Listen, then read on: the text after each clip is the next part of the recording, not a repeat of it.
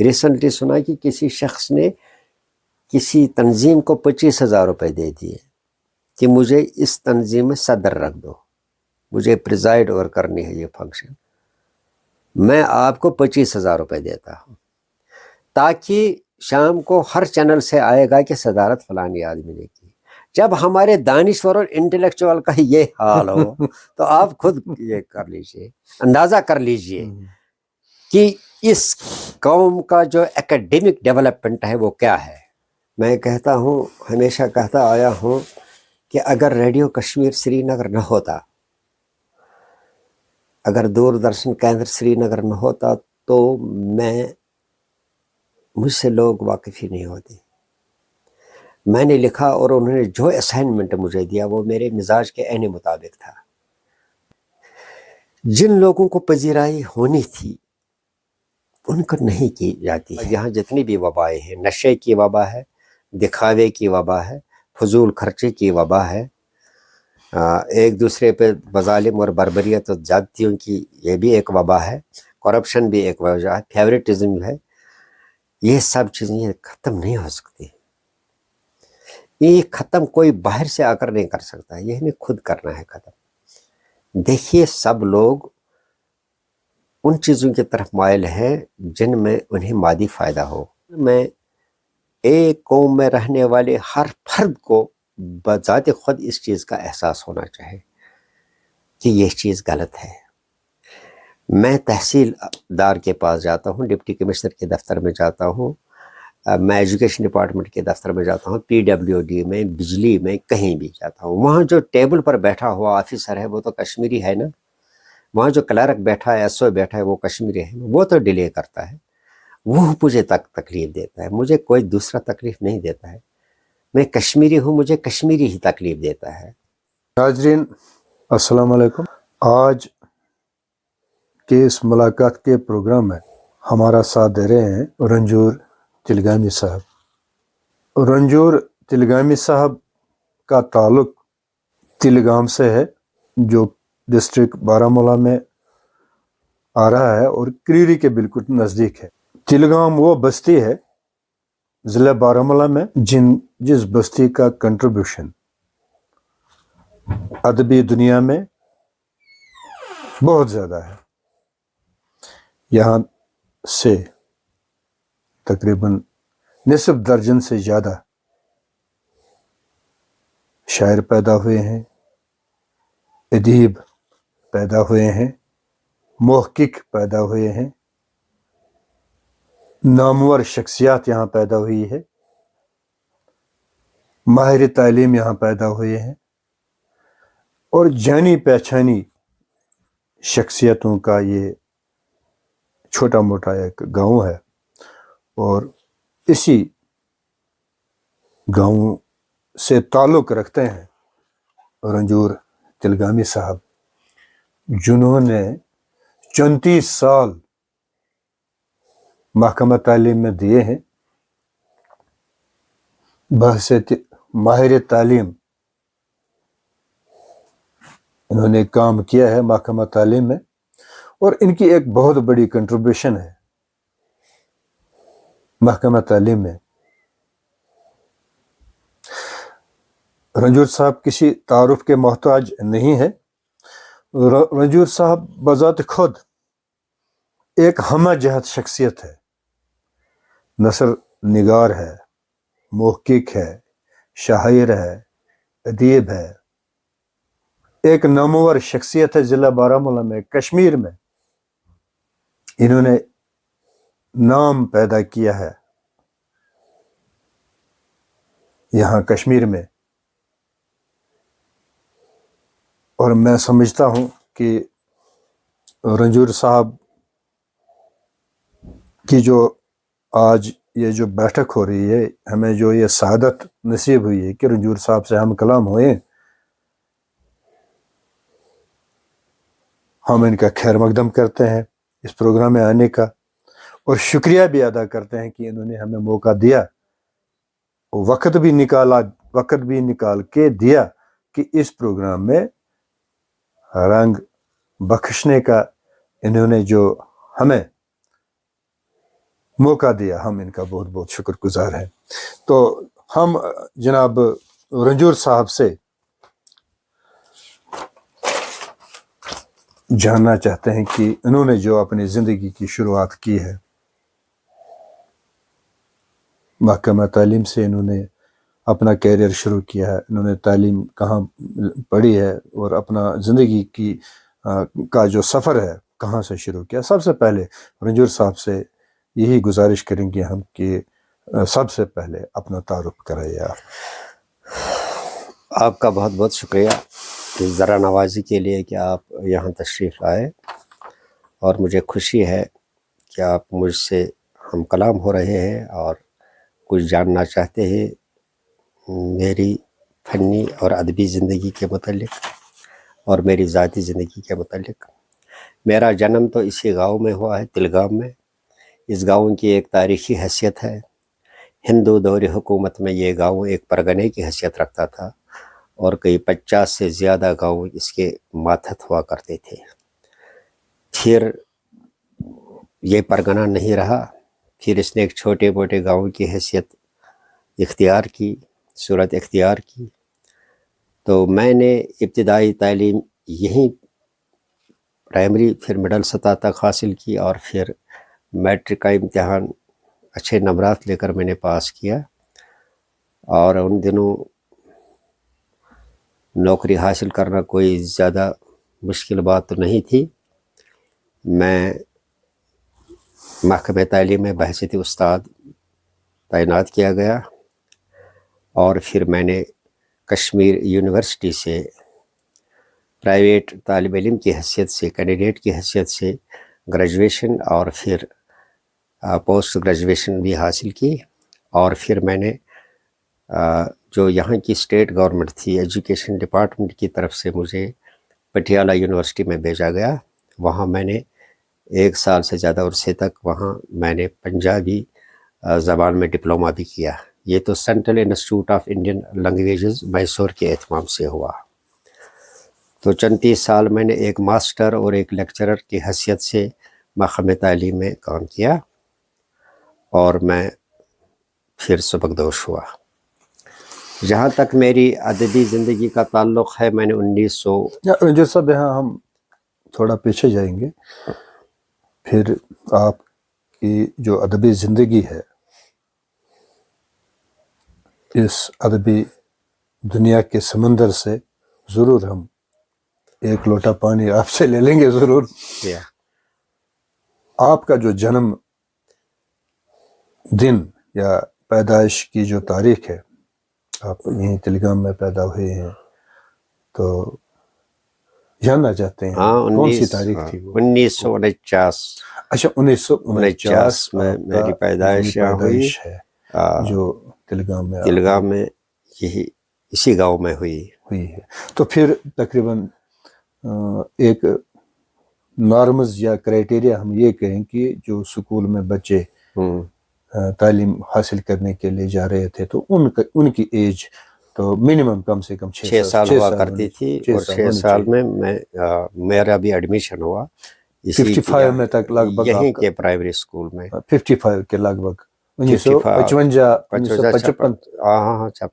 56 یا 55 کے لگ بھگ آپ کا ایڈمیشن یہیں پہ ہوا. ایک پرائیویٹ اسکول میں نہیں, ایک گورنمنٹ اسکول. اچھا گورنمنٹ اسکول میں. پھر یہاں پرائمری پاس کر کے ہمیں کریری جانا پڑا, لیکن فوراً وہاں جب چھٹی کا ایڈمیشن لیا تو یہاں مڈل اسکول دیا گیا اس دن. نہیں, آپ نے 6 کلاسیں یہاں پاس کی. میں نے یہاں 8 کلاسیں پاس, یعنی کہ 8 اور 6 آپ کی عمر ہوگی 14 سال. 14 سال. اگر ہم اس 14 سال کا تھوڑا بہت جاننا چاہیں گے آپ سے کہ 14 سال تقریباً ایک بچے کا فہم ہونا لازمی ہوتا ہے 14 سال میں. 14 سال میں کیا ہوا نوا نویت یا کیا یہاں پہ اقتصادی حالات, معاشرتی حالات, سماجی حالات کیا تھے یہاں پہ؟ اس کا مطلب ہے کہ یہ بات کریں تو جب یہ میں پرگنہ تھا. جب میں اس دنوں ان دنوں پرگنہ نہیں تھا, پرگنے سے پہلے ہی محروم کیا گیا. اچھا. پرگنہ یہاں تھا 300-400 سال پہلے, جب یہ ہندو دور حکومت چونکہ تلک رام نامی ایک آدمی ہوا کرتا تھا یہاں حکمران، اسی کے نام پر اس کا نام تیلی گرام رکھا گیا. اور پھر چنانچہ یعنی کہ ٹیلی گرام پہلے اس کا ٹیلی گرام رکھا گیا تلک رام کے نام پر. تلک رام کے نام پر. تو راج ترنگنی میں بھی اس کا کہیں ذکر آیا ہے. یہ ہندو راجا کی بات کر رہے ہیں. ہندو راجا کی میں بات کر رہا ہوں، یہ پہلے بہت پہلے کی بات ہے، لگ بھگ 200-300 سال پہلے کی بات. یہاں بہت سی چیزیں زمین سے برآمد ہوئی. اچھا. ہاں، یہ جو ہے مٹی کی بنی ہوئی واٹر سپلائی اسکیم یہاں حاصل ہوئی، سکے حاصل ہوئے زمین سے کھود کر، اور بھی کچھ برتن وغیرہ وہ ابھی تک موجود ہے یہاں پر. تو اس کا ایک تاریخی پس منظر ہے اس گاؤں کا. آپ جانتے ہیں کہ یہ بہت خوبصورت جگہ ہے. یہاں سے تھوڑا اگر ہم آدھا کلومیٹر اوپر جائیں گے اس چوٹی کی طرف، تو آپ کو بیک وقت کوہ ماران کی فصیل، جھیل ولر، یہ بالکل آپ کو اپنے سامنے دکھے گا. یہاں تقریباً پورا نصف کشمیر، گاندربل، بانڈی پورہ، سری نگر، سوناواری، سوپور، بیروا، سب علاقہ آنکھوں کے سامنے آتا ہے. ایک ایسی چوٹی پر یہ گاؤں واقع ہے. تو میں نے پڑھا یہیں پر، پھر میٹرک کا امتحان میں نے کریڈی سے پاس کیا، 10ویں کا امتحان. اچھا رنجور صاحب،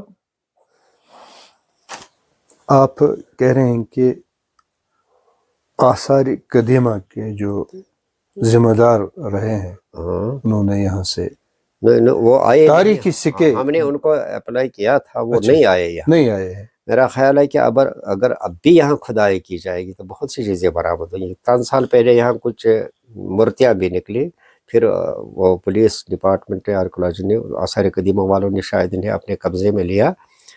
زمین کھود کر کچھ مورتیاں بھی نکل آئے، تو زمین سے کچھ ایسے برتن بھی نکل آئے، سکے نکل آئے، ہندو دور کے سکے.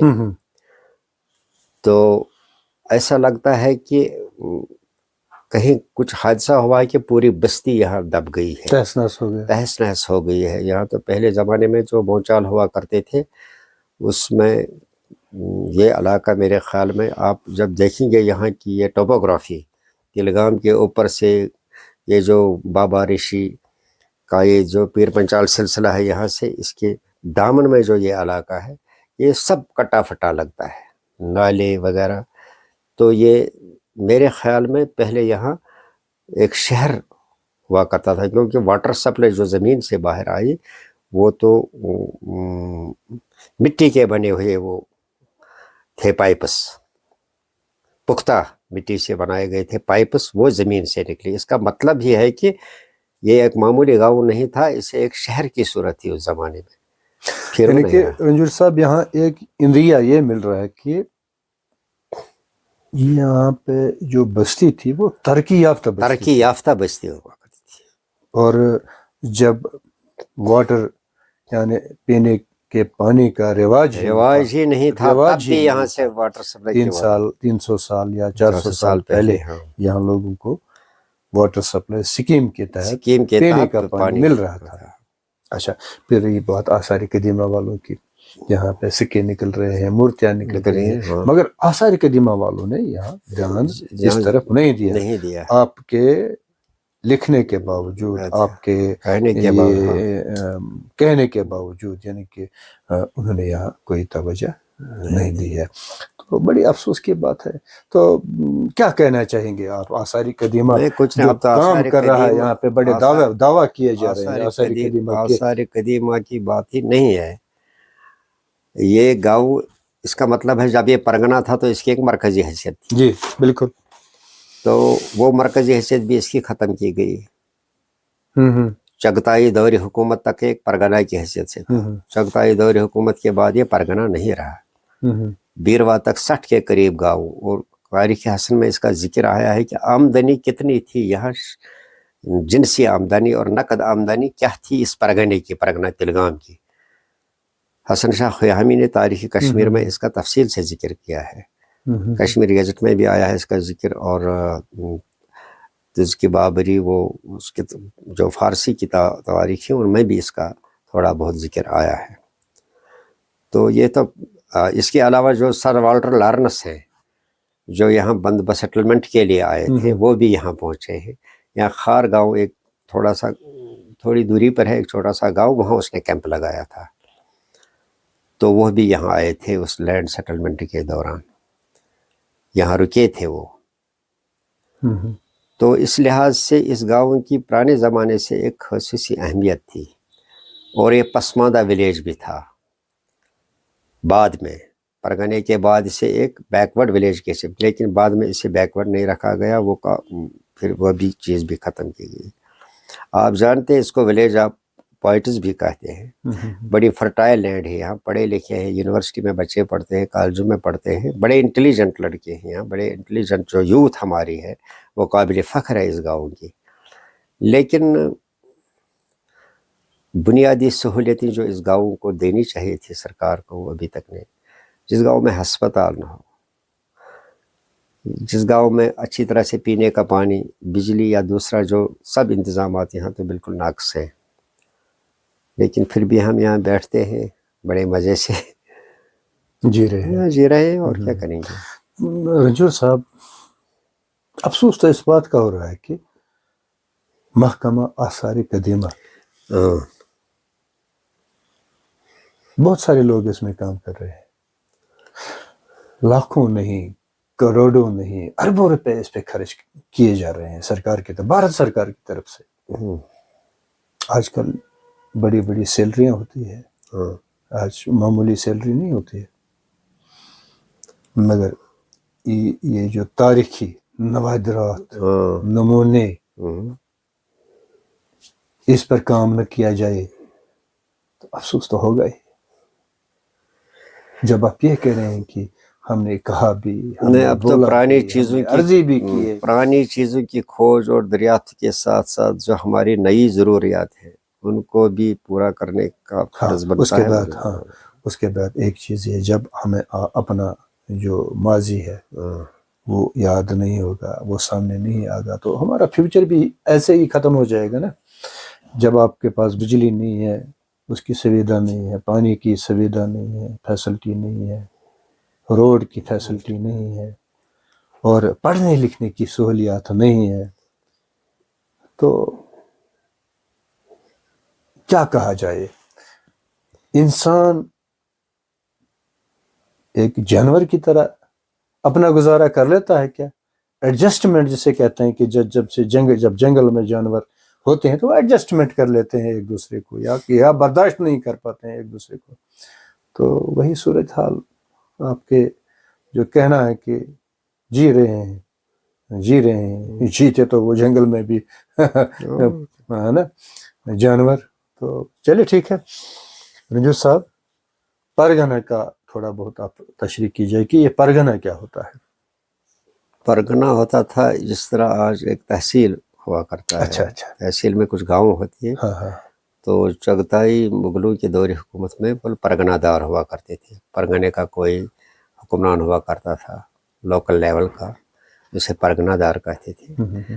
اس کے انڈر کچھ باقی گاؤں ہوتے تھے. وہاں سے جو مالیہ وصول کیا جاتا تھا وہ پرگنے میں پہنچتا تھا, اور اس کی دیکھ بھال تو یہی پرگنہ ایک مرکزی حیثیت ہوتی تھی. 20, 25, 30, 50 گاؤں کے درمیان ایک گاؤں بڑا ہوتا تھا. تو اس وقت کشمیر پرگنوں میں تقسیم تھا چغتائی دور حکومت میں. بس سوپور بھی ایک پرگنہ تھا, پرگنہ سوپر, یہ بھی ایک پرگنہ تھا. جیسے پرگنہ بیروا تھا, پرگنہ تلگام تھا, کچھ پرگنے تھے. پرگنوں میں پورا یہ تقسیم ہوا تھا. یہ تو پرانی بات ہے, یہ تو پرانی بات ہے. یعنی پرگنہ تحصیل کا کام دے رہے تھے, اور تحصیل کا کام دے رہے تھے. پرگنہ دار تحصیلدار کو کہہ رہے تھے اس زمانے کے تقریباً. اچھا. تو آج جو ہمارے بچے ہیں, نئے لوگ ہیں, یہ تو ہم تو اپنی تاریخ سے واقف, سب سے بڑی افسوس کی بات ان کو بھی یہ جاننا چاہیے کہ پرگنہ کیا ہوتا ہے, اویلیبل ہے. دار کیا ہوتا ہے. دیکھیے میں تاریخ کا طالب علم بھی ہوں. جب میں کشمیر کی قدیم تاریخ پڑھتا ہوں تو بہت کچھ سیکھنے کو ملتا ہے. اپنی تہذیب, اپنے تمدن, اپنی ثقافت کے متعلق ہمیں مکمل جانکاری ملتی ہے, اور وہ چیزیں ہیں یہاں جن پر ہمیں فخر کرنا چاہے. کہ ہم نے کیسے لوگوں کو پیدا کیا ہے، یا یہاں کتنی تاریخی جو ادوار گزرے ہیں، اس سے ہمیں یہاں کے سیاسی، سماجی اور اقتصادی حالات کا اندازہ بھی صحیح ہوتا ہے کہ ہم کتنے ادوار سے گزرے ہیں، ہم پر کیا گزری ہے، یہ سب کچھ ہمارے آنکھوں کے سامنے آتا ہے۔ تاریخ کا مطالعہ ہر ایک شخص کے لیے ضروری ہے، ہر قوم کے لیے ضروری ہے کہ وہ اپنے اسلاف کی تاریخ کو پڑھے، اپنے اسلافوں کے متعلق جانکاری حاصل کرے، یہ تو فرض ہے ہمارا۔ لیکن ہمارے جو یہاں جو تعلیمی نصاب ہے ہمارا، اس میں تو اس چیز کا پورا اہتمام تو ہے ہی نہیں۔ اب تو نئی تعلیمی پالیسی کے مطابق انہوں نے کہا ہے کہ جو ریجنل کلچر ہے، ریجنل لینگویجز، ریجنل کلچر، اس کو تھوڑا بہت امپورٹنس دی جائے۔ تو امید کی جاتی ہے کہ جو نیا نصاب تیار کیا جائے اس میں تاریخ کا بھی حصہ رکھا جائے، ہسٹری جو ہماری لوکل ہے۔ اچھا رنجور صاحب، 14 سال آپ نے یہاں دی ہیں، مڈل سکول تک آپ نے یہاں تلگام میں تعلیم پائی ہے، اور فہمداری تھی آپ میں، پھر آپ 9ویں 10ویں کے لیے آگے کہاں گئے تھے آپ؟ کریری۔ تو کریری سے نکل کر آپ پھر سری نگر؟ کریری سے میں پھر محکمہ تعلیم بحیثیت ٹیچر میں اپائنٹ ہوا۔ اچھا، میٹرک پاس؟ پھر میں نے کشمیر یونیورسٹی ان دنوں ایز پرائیویٹ کینڈیڈیٹ دینا پڑتا تھا۔ اچھا اچھا ہاں اچھا، مگر دیکھنے اور سمجھنے اور پرکھنے والی بات یہ ہے کہ تھوڑا سا آپ بتائیں گے کہ اقتصادی حالات تب کے جو یہاں لوگ کا رہن سہن، اٹھنا بیٹھنا، سماجی نوعیت کیا تھی؟ اگرچہ کہیں گزارا کر لیتے تھے لوگ یا نہیں کر لیتے تھے؟ کس طرح کر لیتے؟ اگر کر لیتے تو کس طرح کر لیتے؟ زندگی گزارنے کا جو ڈھنگ تھا اس دور میں، جب میں ایک ابھرتا ہوا نوجوان تھا، میں اسے اس وقت بھی مس کر رہا ہوں۔ کوئی کہ اس وقت ترقی نہیں تھی، سڑکیں نہیں تھی، کنکریٹ مکان نہیں تھے، کنکریٹ سڑکیں نہیں تھی، رسل و رسائل کی سہولیت نہیں تھی، لیکن ہماری زندگی جو تھی وہ بہت سادہ تھی۔ میں آپ کو ایک مثال دے دوں گا کہ گاؤں میں دودھ کی کوئی قیمت مقرر نہیں تھی جب میں تھا نوجوان ابھرتا ہوا۔ تو اگر کسی گھر میں دودھ نہیں ہوتا تھا وہ ہمسائے سے لیتا تھا، اس کے لیے پیسے لینا تو شرم کی بات محسوس کی جاتی تھی، یہ اچھی بات نہیں ہے، غیر اخلاقی حرکت تھی کہ کوئی دودھ کے عوض پیسے لے لے۔ آج تو ہم بیچ رہے ہیں، دودھ بھی کافی ہے، لوگ استعمال بھی خوب کرتے ہیں۔ اسی طرح سے جو وہ آپسی محبت جو تھی، ہمدردی کا ماحول تھا، ہمسائیگی جو تھی، آج ہم دیکھتے ہیں ہم اپنی دیواریں بلند کرتے ہیں تاکہ ہمسائے کی نظر ہمارے آنگن میں نہ پڑے۔ ان دنوں تو آنگن جو تھے وہ ان میں کوئی دیوار نہیں ہوا کرتی تھی، ایک دوسرے کے آنگن سے جایا کرتے تھے، ایک دوسرے کے گھروں میں اچھی طرح سے کھاتے پیتے تھے، آنا جانا رہتا تھا، مل جل کر لوگ رہتے تھے، ایک دوسرے کے ساتھ ہمدردی تھی۔ اگر مجھے مکان بنانا پڑتا تھا تو مجھے مزدور نہیں لانا پڑتا تھا، میرا ہمسایہ میری مدد کے لیے آیا کرتا تھا، دکھ سکھ میں شریک ہوتے تھے لوگ، سادہ زندگی تھی، اللہ کا خوف تھا۔ تو یا کوئی جرم، جس وقت آپ دیکھتے ہیں کہ اس وقت تہذیبی یلغار ہے زبردست، اور لوگ اخلاقی طور ہمارے اخلاقیات جو ہیں وہ پامال ہو رہے ہیں، تو ان دنوں ایسی بات نہیں تھی۔ یہ ظلم، بربریت، ایک دوسرے کے ساتھ زیادتیاں، ایسی چیز دیکھنے کو نہیں ملتی تھی۔ لوگ غریب تھے لیکن ایک دوسرے کے ساتھ ہمدردی تھی۔ رنجور صاحب، آپ شاعر بھی رہے ہیں اور ماشاءاللہ ابھی بھی بدستور کام کر رہے ہیں، ادیب بھی رہے ہیں، اور ادب سے آپ کا گہرا تعلق ہے، ادب نواز ہے آپ کی جو شخصیت ہے وہ تعارف کی محتاج بھی نہیں ہے۔ پھر آگے آپ محکمہ تعلیم میں گئے ہیں کہ میٹرک پاس کر کے محکمہ تعلیم میں گئے ہیں۔ پوچھنے والی بات یہ ہے کہ میں ناظرین کے لیے یہ جاننا چاہ رہا ہوں کہ آپ تعلیم کے لیے گئے ہیں، حاصل کر رہے تھے آپ تعلیم، آپ کے جو لوازمات، تعلیمی لوازمات تھے، مثلا یونیفارم تھی یا جوتے تھے یا ساکس یا موزہ تھا یا کتابیں تھی، وہ ضروریات جو تعلیمی ضروریات تھی وہ آپ کی پوری ہو رہی تھی کہ نہیں ہو رہی؟ ہاں ہاں، وہ تو سستا آپ کے والد صاحب کیا کر رہے تھے؟ وہ تو تاجر پیشہ تھے، اچھا، دکانداری کرتے تھے کہاں پہ؟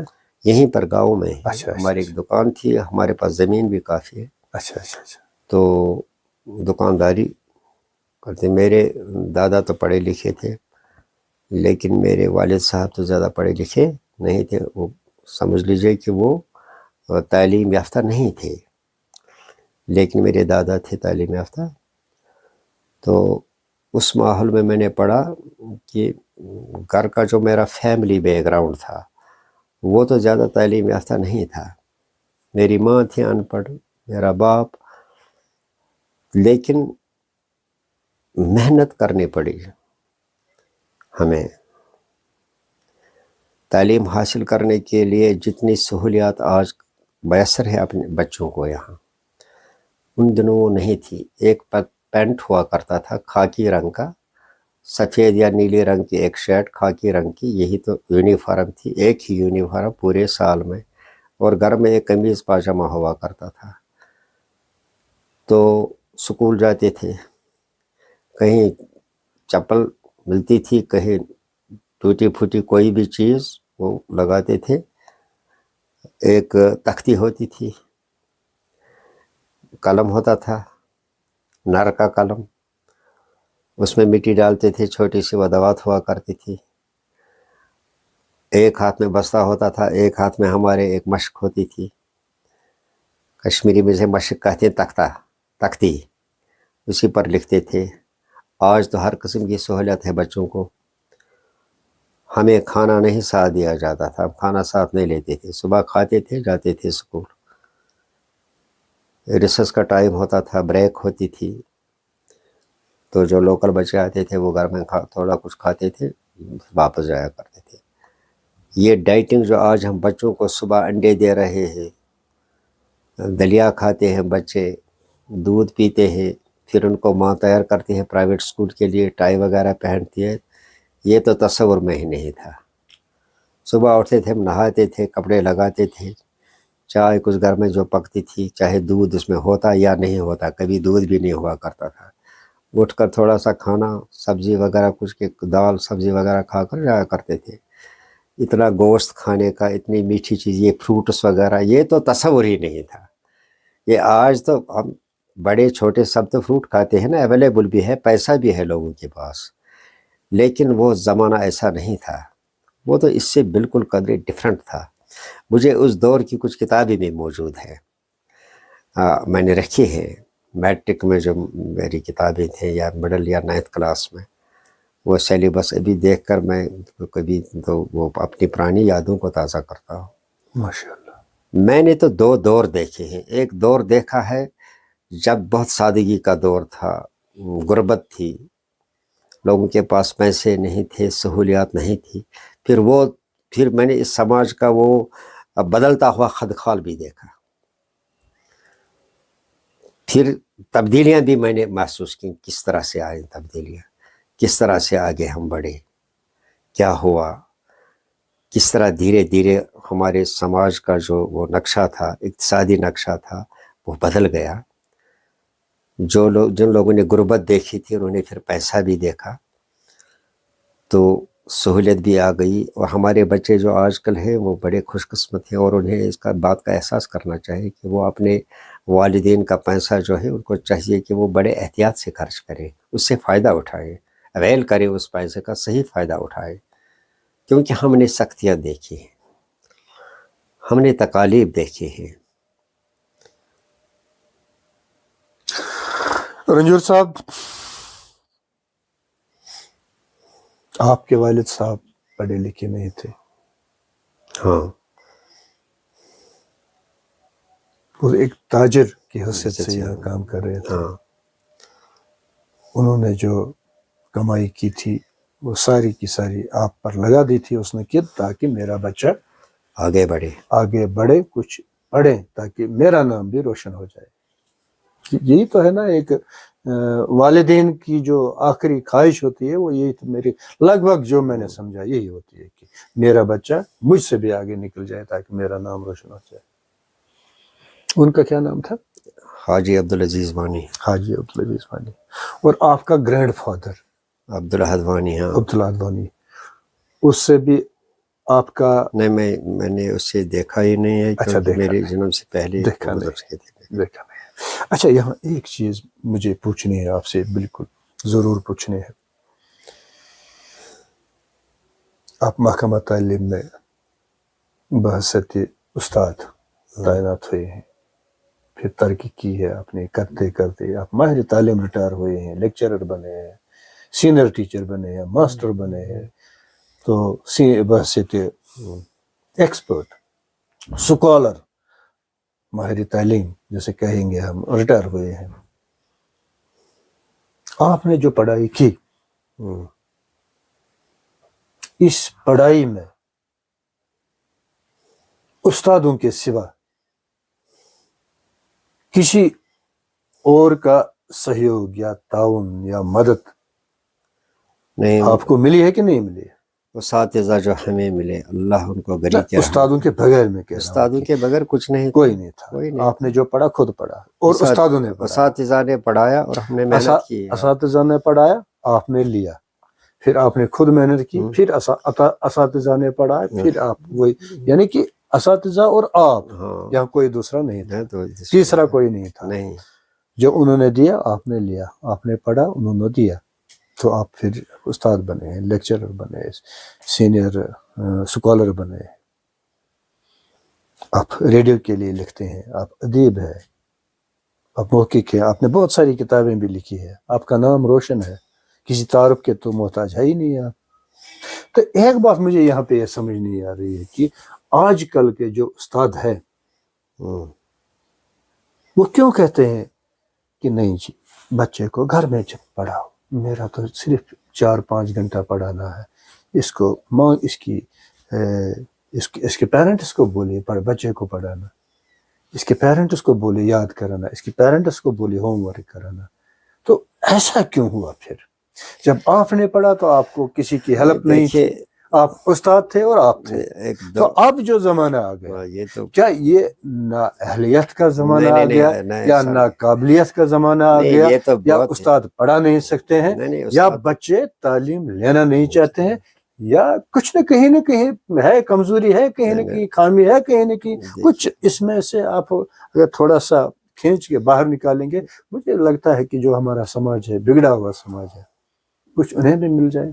نہیں، جو میرے زمانے جب میں بحثیت ایک طالب علم تھا، اس دور اور اس دور میں بہت بڑا فرق ہے.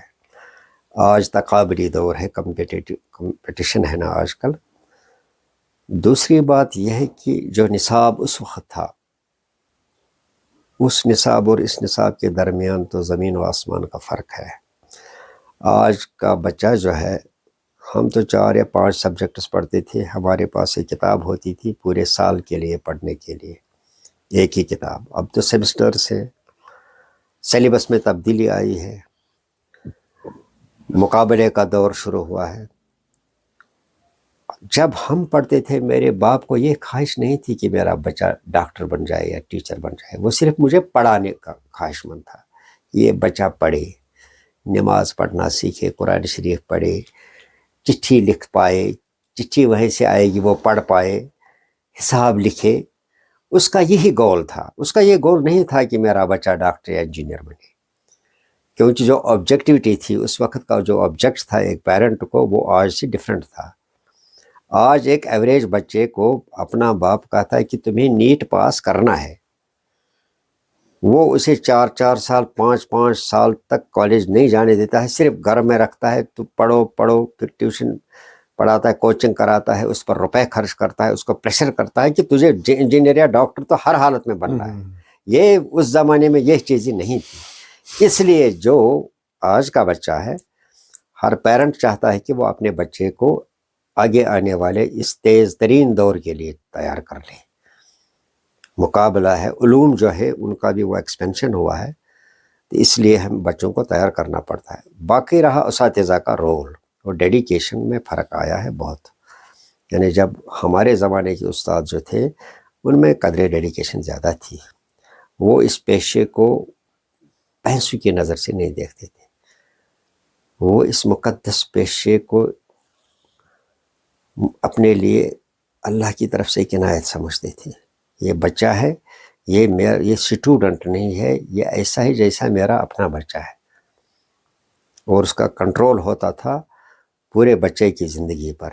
یعنی اگر بچے کو گھر میں غلطی ہوتی تھی، اس کا پیرنٹ آتا تھا اسکول، استاد کو کہتا تھا کہ اس سے یہ غلطی ہوئی، اسے سزا ملتی تھی۔ آج تو استاد کو بھی احتیاط کرنی پڑتی ہے، وہ تو چھڑی ہاتھ میں اٹھا نہیں سکتا ہے، وہ تو ایسی بات بھی نہیں کر سکتا ہے جس سے بچہ ہرٹ ہو، اس کی نوکری چلی جائے گی۔ آج تو گیپ رہی ہے، آج تو جو ریلیشن شپ تھی between a teacher and student, اس ریلیشن شپ میں بھی فرق آیا ہے۔ اور یہ تو میں یہ کہتا ہوں کہ آج کے دور میں ہم تو بہت آگے بڑھ رہے ہیں تعلیم و تربیت کے لحاظ سے، اور جو مادی ترقی ہے اس لحاظ سے، لیکن اخلاقی طور ہم بہت پیچھے جا رہے ہیں۔ اس بات کا یہ بہت بڑا المیہ ہے، پوری قوم کے لیے ایک المیہ ہے جو میں محسوس کرتا ہوں۔ بالکل رنجور صاحب، اس میں کوئی شک نہیں ہے کہ جو ہمارا اخلاقی اقتدار ہے وہ ہم سے چھن رہا ہے، ہم اخلاقی تعلیم سے دور جا رہے ہیں۔ اخلاقی تعلیم ہم دیکھیے آج کا سب سے بڑا ایشو یہ ہے کہ لوگ ذہنی تناؤ کے شکار ہیں۔ بچے ہمارے جو نوجوان طالب علم ہیں نشہ کر رہے ہیں، لوگ دکھاوے کے پیچھے ہیں، دکھاوے کے قائل ہیں، اور سب سے بڑی یہ بات ہے کہ ہم اکثر لوگ جو ہیں، خوش تو کوئی نہیں ہے، لوگ ڈپریشن کے شکار ہیں، لوگوں کو سیٹسفیکشن نہیں ہے۔ اس کی کچھ خاص وجہ ہیں جو اگر آپ چاہیں تو میں بیان کروں کہ اس کی کچھ خاص وجہ ہیں۔ ایک سب سے بڑی وجہ ہے کہ ہر شخص جو نیچر کے خلاف جاتا ہے اسے ہارنا پڑتا ہے۔ کچھ فطرت کے کچھ قوانین ہیں، ہمیں ان قوانین کا احترام کرنا چاہیے، ہم نہیں کرتے ہیں۔ دوسری بڑی غلطی ہماری انا ہے، میری جو سیلف اسٹیم ہے، میرا سیلف جو ہے خود پسندی ہے، یہ بھی ہمارے ذہنی تناؤ کا ایک باعث ہے۔ ایک وجہ یہ بھی ہو سکتی ہے کہ ہم اپنے آپ کو دوسروں کا وجود تسلیم کرنے کے لیے تیار نہیں ہیں۔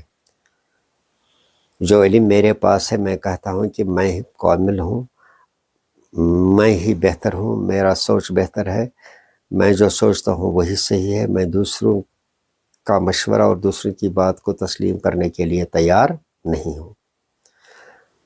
تو آپ جانتے ہیں کہ پورا معاشرہ جو ہے وہ بگڑ رہا ہے، کچھ ایسی خبریں آ رہی ہیں بربریت کے متعلق، زیادتیوں کے متعلق، تو انسان کو شرمندگی کا سامنا کرنا پڑتا ہے۔ اس کی وجہ یہ ہے کہ ہر انسان کو زندگی گزارنے کے لیے ایک مقصد سامنے ہونا چاہے۔ مثلا ایک مقصد یہ ہونا چاہے کہ مجھے اللہ کے سامنے مجھے جواب دہ ہونا ہے، I am responsible, I am answerable before God, خدا کے سامنے مجھے جواب دینا ہے۔ جب مجھے اس بات کا احساس ہو تو میں کوشش کروں گا کہ میں اچھے بننے کی کوشش کروں گا، میں برائی، بدی اور ناپسندیدہ چیزوں سے دور رہوں گا۔ جب میرے اندر یہ تاثر ہی نہیں ہے، جب میرے اندر یہ احساس ہی نہیں ہے، تو مجھے جو چاہے میں کرتا ہوں۔ دوسری ایک جو سب سے بڑی بات ہے وہ یہ کہ ہر شخص، ہمارا ہر ایک نوجوان، چاہے وہ لڑکا ہو یا لڑکی ہو، ہر ایک شخص لبرٹی چاہتا ہے، آزادی، ذہنی آزادی چاہتا ہے، کوئی کسی کے کنٹرول میں نہیں رہنا چاہتا ہے۔ ایک تہذیبی الگار ہے، لیکن اس سے ہمارے جو اخلاقی اقدار ہیں وہ تو مسمار ہو رہے ہیں۔ علامہ اقبال کا ایک شعر ہے، ربائی ہے اس کی، پردہ ہو کہ تعلیم نئی ہو کہ پرانی، نسوانیت زن کا نگہباں ہے فقط مرد، جس قوم نے اس زندہ حقیقت کو نہ پایا اس قوم کے خورشید کا لہو جلد ہوا سرد. فطرت نے ہمارے لیے کچھ قانون مقرر کیے ہیں, ہمیں ان کا پالن کرنا چاہیے. بالکل بجا فرما رہے ہیں آپ رنجور صاحب. ہم اب آئیں گے دوسرا جو رخ ہے.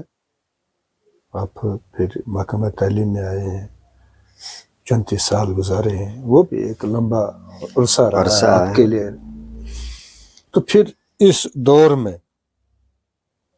آپ کا ادب نواز بننا, اچھا, ادب سے لگاؤ ہونا اور ایک ادبی شخصیت کے طور بطور یہاں تلگام سے ابھرنا, کہ آپ نے جو یہ رجوع کیا ہے ادبی دنیا کے ساتھ, جو ناطہ جوڑا ہے, جو واسطہ جوڑا ہے ادبی دنیا, یہ آپ کے دل میں ایک خواہش, یہ خیالات, یہ جذبہ کہاں سے آ گیا؟ میں یہ سمجھتا ہوں کہ یہ اللہ کی مہربانی ہے, گاڈ گیون گفٹ ہے.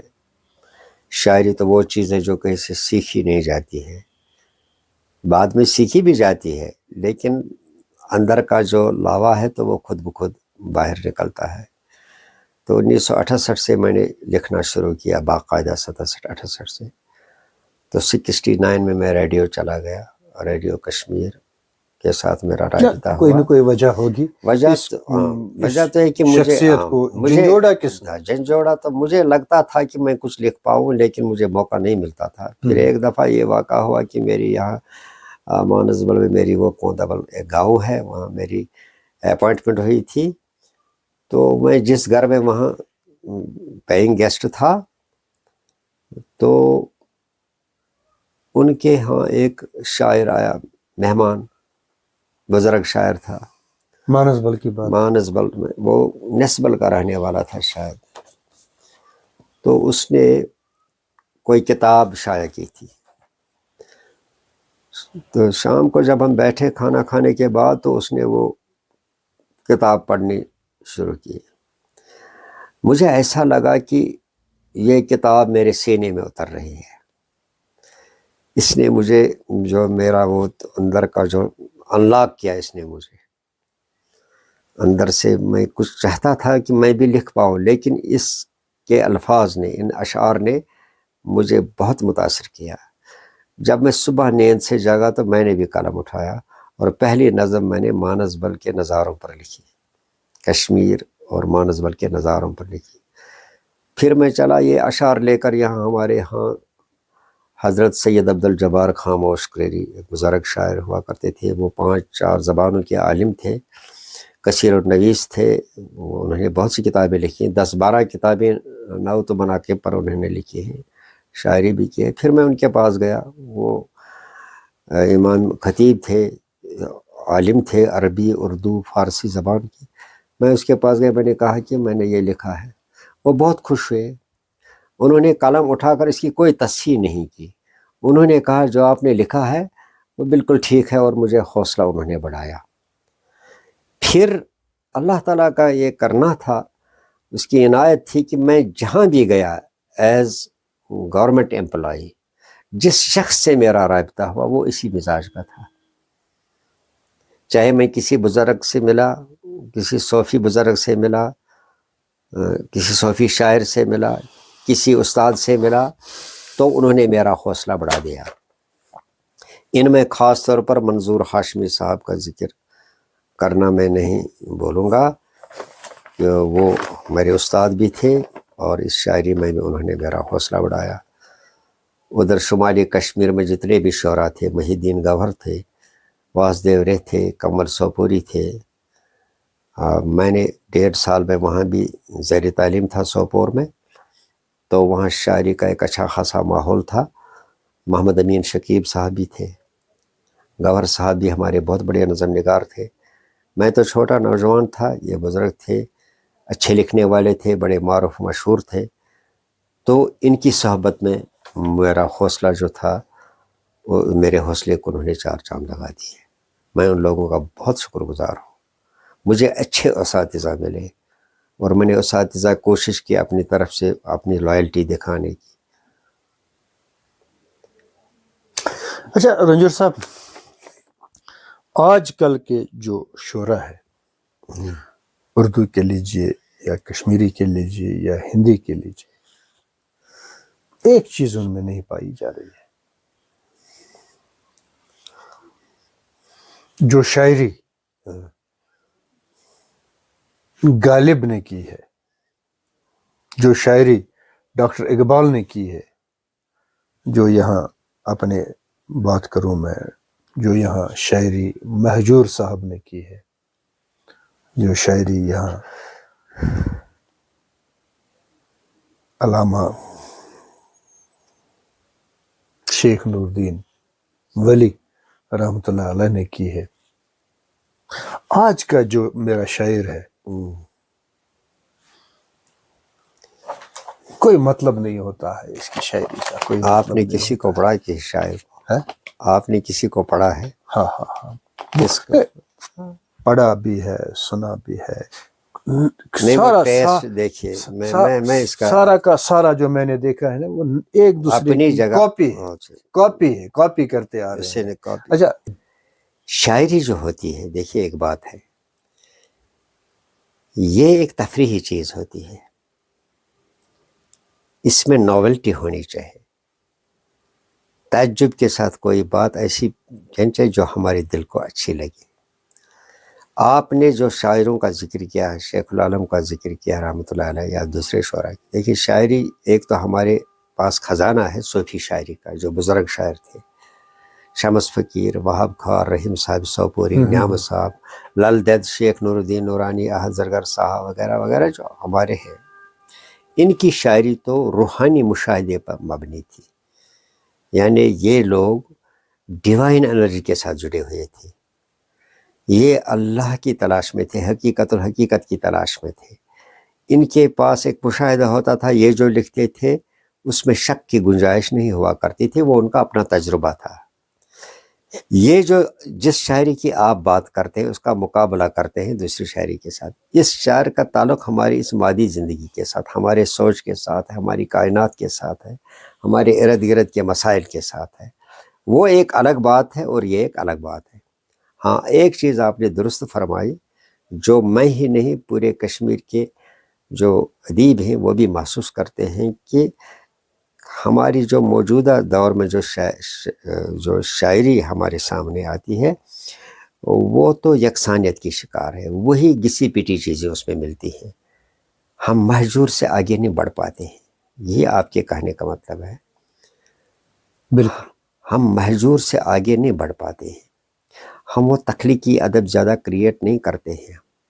لیکن اس وقت بھی وادی کشمیر میں میرے خیال میں 1.5 درجن کے قریب ایسے شاعر ضرور موجود ہیں جو بہت اچھی اور تخلیقی شاعری میں اس وقت وہ محو ہیں، ان کی کتابیں چھپ رہی ہیں، چاہے وہ کہاں ہیں، کس حالت میں ہیں، ان کی پذیرائی ہوتی ہے یا نہ ہوتی ہے، لیکن لکھتے تو ہے وہ بہت اچھا کلام لکھتے ہیں. آپ کے ہاں، آپ سوپور سے تشریف آئے ہیں، آپ کے ہاں تو شہناز رشید ہے، اظہر یہ حسن اظہر صاحب ہے، شبنم گلزار صاحب ہے، سب کے سب تو ماشاء اللہ بہت اچھے شاعر ہیں. ایک نئی ٹرینڈ کے شاعر مانے جاتے ہیں ہمارے وہ شہناز رشید صاحب. اس کے علاوہ بھی ہاں یہاں اپنے علاقے میں ہمیں منظور یوسف صاحب جیسے، فاروق واگوری صاحب جیسے شعراء اس وقت ہمارے ارد گرد میں، شوکت تلگامی صاحب ہیں، فیاض تلگامی صاحب ہیں، نور الدین ہوش صاحب ہیں، تنہا نظامی صاحب ہیں. کمی تو نہیں ہے، لکھنے والے تو بہت ہیں، ان کی کتابیں چھپ رہی ہیں اور ادب میں اضافہ بھی ہو رہا ہے. لیکن بدقسمتی سے زیادہ ان لوگوں کی تعداد ہے جو واہ کے شاعر ہیں. میں فیس بک پر اپنا شعر ڈالتا ہوں، آپ اس کو نیچے واہ کرتے ہیں، پھر آپ جو بھی لکھیں گے میں مجبور ہوں اس کو واہ کرنے کے لیے. یہ ٹرینڈ اچھی نہیں ہے، یہ مجھے بھی پسند نہیں ہے. ہمیں چاہے کہ ہم ادب کا کام ہوتا ہے جو زندگی کے قریب ہو، ادب زندگی کا آئینہ دار ہوتا ہے، ریفلیکشن آف دا سوسائٹی ہونا چاہیے، ہماری جو کلیکٹیو بیہیویئر آف سوسائٹی ہوتا ہے، جو ایک قوم کا اجتماعی شعور ہوتا ہے، ادب اس کا آئینہ ہوتا ہے. اگر وہ اس کو ریفلیکٹ نہ کرے تو وہ کسی کام کا نہیں. اچھا رنجور صاحب، کیوں شعرا حضرات کہتے ہیں کہ کلچرل اکیڈمی ہماری معاونت نہیں کر رہی ہیں شعر و شاعری میں، تصانیف میں، تحقیقات میں شاعر کا وغیرہ؟ کام معاونت حاصل کرنا نہیں ہے. دیکھیے، شاعر کا کام ہے کہ وہ کچھ لکھے، کریٹو لٹریچر تیار کر لے. اس کو اکیڈمی کے ساتھ کیا ہے؟ اکیڈمی کے ساتھ اس کا کیا بنتا؟ ہاں، اکیڈمی کا کام ہے کہ وہ زبانوں کی ترویج اور ترقی کے لیے اس کے پاس فنڈس ہوتے ہیں، وہ دیتے ہیں، تنظیموں کو دیتے ہیں. کسی کی کتاب اچھی لگے تو اسے انعام دیتے ہیں. کوئی تنظیم کام کرتے ہیں، اس کو 1,00,000 1,50,000 50,000 60,000 جو بھی بنتا ہو اس کو دیتے ہیں. لیکن اس کا کام نہیں. اصلی کام تو لٹریچر کریٹ کرنا شاعر کا کام ہے. یہ کام اکیڈمی کا نہیں ہوتا ہے. اکیڈمی کا ہوتا ہے وہ پیٹرنائز کرتے ہیں، وہ سرپرست تنظیم ہوتی ہے. وہ دیکھتی ہے کہ کون کیسا کام کرتا ہے، کون سی تنظیم کیا کام کرتی ہے. اس کے پاس یہ ایک ہی کام نہیں ہوتا ہے. اس کے پاس ہے ڈرامہ، اس کے پاس آرٹ ہے، اس کے پاس یہ ملٹی لنگول اسٹیٹ ہے کشمیر. یہاں ڈوگری بھی ہے، لداخی بھی ہے، بلتی بھی ہے، پنجابی بھی ہے، کشمیری بھی ہے، اردو بھی ہے. اس کو 6-7 زبانوں کا خیال رکھنا پڑتا ہے. اب تو تنظیموں سے وابستہ جو شاعر ہیں، میں بھی ایک تنظیم کا بانی کار ہوں. مجھے بھی پچھلے 4 سال سے فنڈس نہیں ملے ہیں اکیڈمی سے، کیونکہ انہوں نے بھیجے ہیں گورنر کے پاس کاغذ کو، کہتے ہیں وہاں سے آئے نہیں ہیں. اس میں اکیڈمی کیا کر سکتی ہے؟ ہاں، اکیڈمی چاہے تو وہ بہت کچھ کر سکتی تھی، لیکن شاعروں کو یہ گلہ نہیں ہونا چاہیے. ایک سرکاری ادارہ ہے، اور میری ہمیشہ سے یہ بات رہی ہے، association and administration are always parallel. انتظامیہ جو ہوتا ہے حکمران طبقہ، اور جو والنٹیئر طبقہ ہوتا ہے، یہ اس کی بات تو مانتے ہی نہیں ہے. یہ تو پیرلل ہوتے ہیں. اچھا، کیوں ایسا محقق، کشمیری محقق کہتے ہیں کہ کلچرل اکیڈمی انہی کو ایوارڈ سے نوازتے ہیں جو ان کے چہچہتے ہوتے ہیں، جو میں ان اس کے بات منظور نظر ہوتے ہیں؟ دیکھیے، میں نہیں کہتا ہوں جناب رنجور صاحب، آپ گلا مجھے نہ کیجیے کہ شکایت کر رہے ہیں، یہاں کے محقق کر رہے ہیں، کشمیری مجھے محقق. بھی یہ شکایت کرنی تھی، میں نہیں کر سکتا ہوں، کیونکہ میں جانتا ہوں کہ ہر ایڈمنسٹریشن میں فیورٹزم ہوتا ہے. فیورٹزم. یس، وہ ہم اسے کبھی نکال نہیں سکتے. فیورٹزم تو ہمیشہ سے ہاں، یہاں تو اس ادب کے میدان میں تھوڑا زیادہ ہی چل رہا ہے، تو چلنے دو، کیا کریں گے. دیکھیے، اعتراض کرنے والوں کی کمی نہیں ہے، لیکن دینے والے جتنے طاقتور ہیں، اعتراض کرنے والے اتنے طاقتور نہیں ہیں. یہ تو ٹسل یہاں بہت پہلے سے چل رہی ہے. اچھا، پھر کچھ باتیں دیکھیے. ایک کتاب ہے میرے سامنے، اچھی کتاب ہے، اس کو انعام ملا. ٹیبل پر 10 کتابیں ہیں.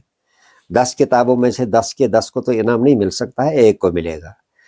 یہاں ججز ہوتے ہیں، وہ بھی کشمیر سے ہوتے ہیں.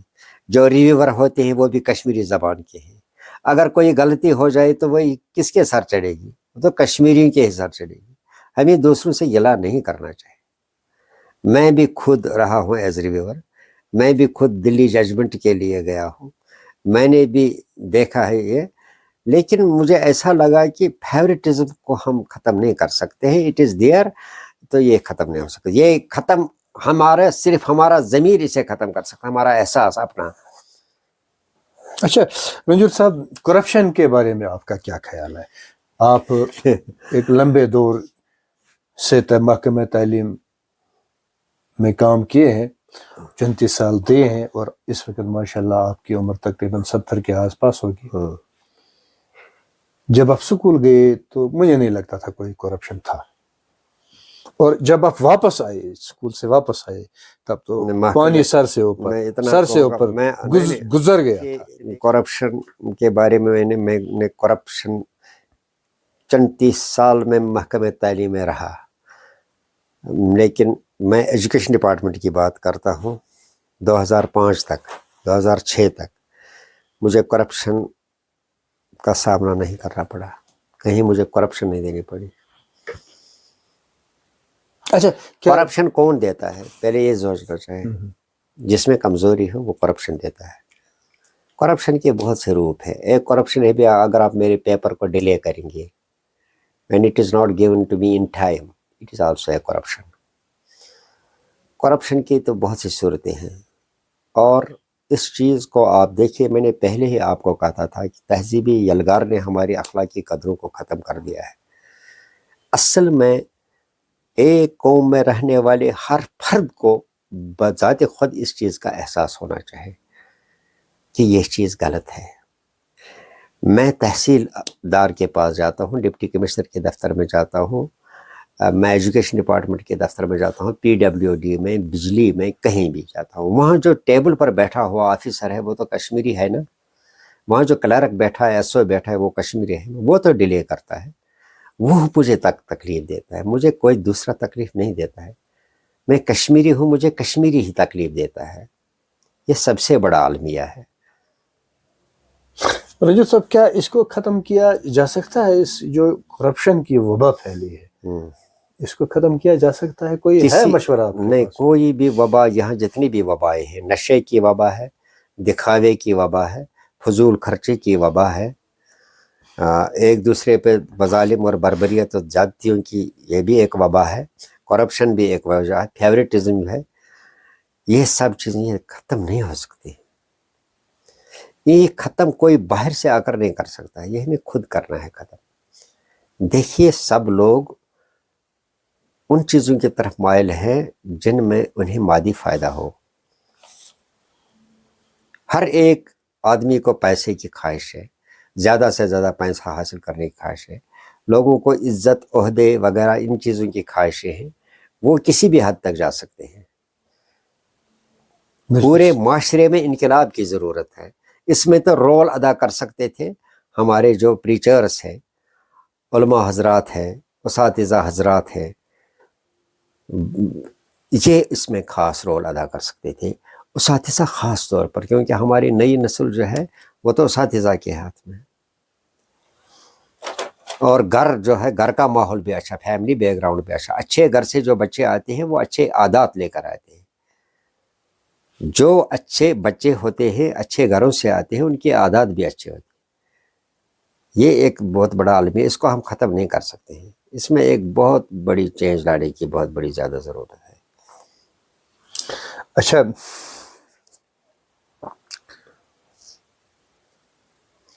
رنجور صاحب،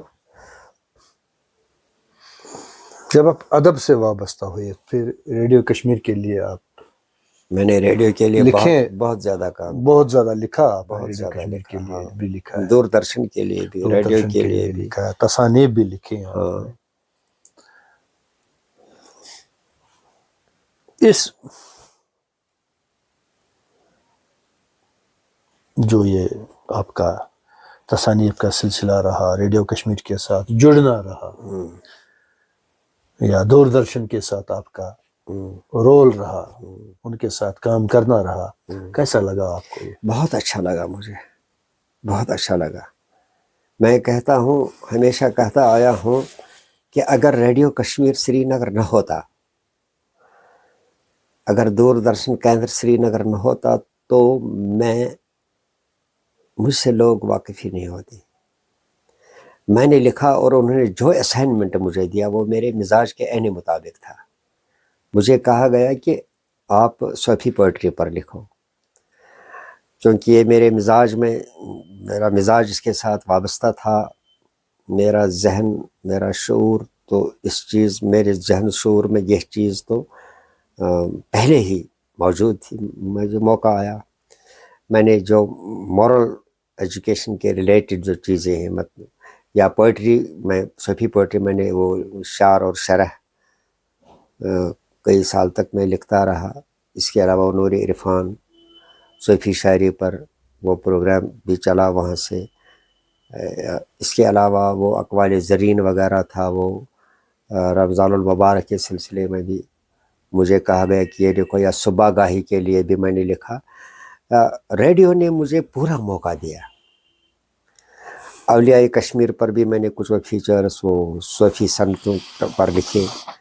تو اس طرح سے مجھے ریڈیو نے مکمل موقع دیا کہ میں، جو میرے اندر کوئی چھپی ہوئی تھوڑی بہت صلاحیت تھی، میں نہیں کہوں میں عالم ہوں، لیکن مجھے محنت کرنی پڑی اور میرا حوصلہ انہوں نے بڑھایا۔ اچھے سے جو وہاں تو انتظامیہ تھا جو ریڈیو کشمیر کا تھا، میں ان لوگوں کا بہت ہی شکر گزار ہوں. وہ جو ڈائریکٹر صاحبان تھے یا پروڈیوسر صاحبان تھے تو انہوں نے میرا حوصلہ. اسی طرح دوردرشن میں صبح پروگرام میں کوئی 1 سال تک میں نے وہاں چلایا. وہ اقوال زرین ہوتا تھا صبح گاہی میں، انہوں نے مجھے اس کے لیے بک کیا. پھر باقی لوگ بھی آ گئے اس میں.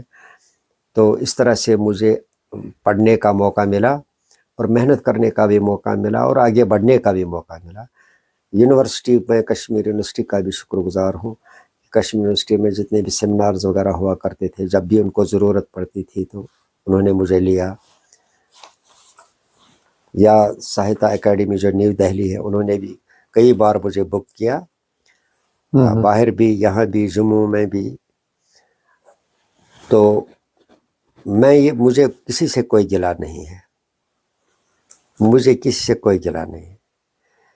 جتنا میرے نصیب میں تھا مجھے ملا، جتنی میری صلاحیت تھی اس کی قدر کی گئی. اب تو وہ ایک اور بات ہے جس کے متعلق آپ نے پہلے ذکر کیا، انعام وغیرہ، پذیرائی. جن لوگوں کو پذیرائی ہونی تھی ان کو نہیں کی جاتی ہے. اس چیز کا صرف آپ اور مجھے نہیں بلکہ پوری جو ہماری ادبی برادری ہے اس میں یہ تاثر پایا جاتا ہے کہ زیادتیاں ہوتی ہیں ان لوگوں کے ساتھ جو اس قابل ہیں کہ انہیں انعامات سے نوازا جائے، ایوارڈ سے نوازا جائے. لیکن میں کہتا ہوں ability is itself a reward. Ranjoor Talgavi نے کتاب لکھی، لوگ کہتے ہیں کہ اس کو ایوارڈ ملنا چاہیے. مجھے ایوارڈ نہیں ملا، میں سیریس نہیں ہوں اس کے متعلق. نہیں ملا تو نہیں ملا، تو اس کا یہ مطلب نہیں کہ میں شاعر ہی نہیں ہوں. کچھ لوگ یہاں کچھ ایسے لکھنے والے بھی ہیں جن کو اگر کبھی انعام ہی نہیں ملے گا لیکن زمانہ ان کو یاد کرے گا، آنے والی نسل ان کو یاد کرے گی. ان کے لیے سب سے بڑا انعام وہی ہے. وہ انعام تو یہ تو ہوتا رہتا ہے، اور خاص کر پچھلے کئی برسوں سے اس میں تو کوئی تبدیلی نہیں آئی.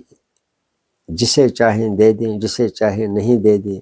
دینے والے بھی وہی ہیں، ریکمنڈ کرنے والے بھی وہی ہیں، لیکن کوئی پرایا نہیں ہے، کشمیر کے ہی. ریویور بھی ہم ہیں، ججز بھی ہم ہیں، کتابیں لکھنے والے بھی ہم ہیں، انعام دینے والے بھی ہم ہیں. ہمیں کسی سے گلہ نہیں ہے، اور اس بات کا مجھے ذاتی طور پر کوئی افسوس نہیں ہے. میں نے کبھی کوئی اعتراض نہیں کیا، نیور. اچھا رنجور صاحب، ایک چیز مجھے دیکھنے میں آئی ہے جس کا مشاہدہ ہے میرے کو، سچ بولنے والے کے ساتھ امتیاز بڑھتا جا رہا ہے. امتیاز بڑھتا جا رہا ہے. اچھا، آپ دیکھیے جی، ریڈیو نے اپنا رول پلے کیا، پھر ٹی وی آ گیا، ٹی وی نے بھی اپنا رول پلے کیا، پرنٹ میڈیا آ گیا، اس نے بھی اپنا رول پلے کیا، اور آج ڈیجیٹل ایج ہے. ڈیجیٹل ایج ہے، جو کچھ ہے تو آپ کے جیب میں ہے. گلوبل ولیج ہے، گلوبل پاکٹ کے میں کہوں گا کہ آپ کے ایک ٹیلی فون کے اشارے سے سب کچھ ملے گا آپ کو. ریڈیو بھی ملے گا، ٹی وی بھی ملے گا، خبریں بھی ملے گا، ادب بھی ملے گا، اخلاق بھی ملے گا، سب کچھ ملے گا. آخر سچ بولنا، جو آپ بولے ہیں، وہ بولے ہیں، میں بولا ہوں، اور اس کے ساتھ امتیاز بڑھتا جائے تو جنہوں نے برتا ہے اور جنہوں نے برتا ہے وہ بھی تاریخ کا ایک حصہ بن گئے ہیں. کیوں نہیں بنے ہیں نا. کیوں نہیں. اور ان کا دور بھی ختم ہو گیا نا. اب کسی کا دور نہیں رہا گا، نہ آپ کے ہاتھ میں ہے نہ میرے ہاتھ میں ہے. اب دور تو ہے ڈیجیٹل ایج کا. جو جتنا کرے گا، جو جتنا ذہین ہوگا، جو جتنا انٹلیکچوئل ہوگا، جو جتنا دینا چاہے گا وہ دے سکتا ہے نا. اب دنیا اس کی پذیرائی کرے گی. اب جو امتیاز ہے، اب فیلڈ بڑھ گیا، امتیاز ختم ہو گیا. اب جو فیلڈ ہے، اب آپ کا فیلڈ کشمیر، انڈیا، بھارت ہی نہیں ہے، آپ کا فیلڈ پورا ورلڈ ہے. اگر میڈیا، دیکھیے ایک بات ہے، مجھے آپ سے اتفاق نہیں ہے اس بارے میں. ہم تو دے سکتے ہیں، سب کچھ لے بھی سکتے ہیں.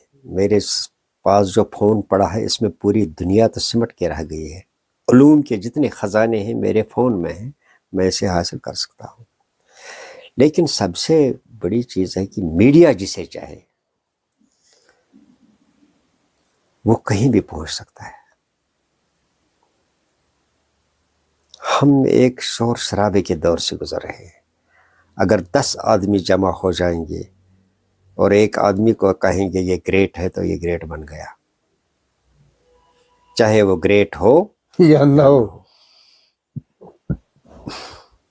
میں ایک ویڈیو دیکھ رہا تھا، دلی سے چل رہا تھا وہ.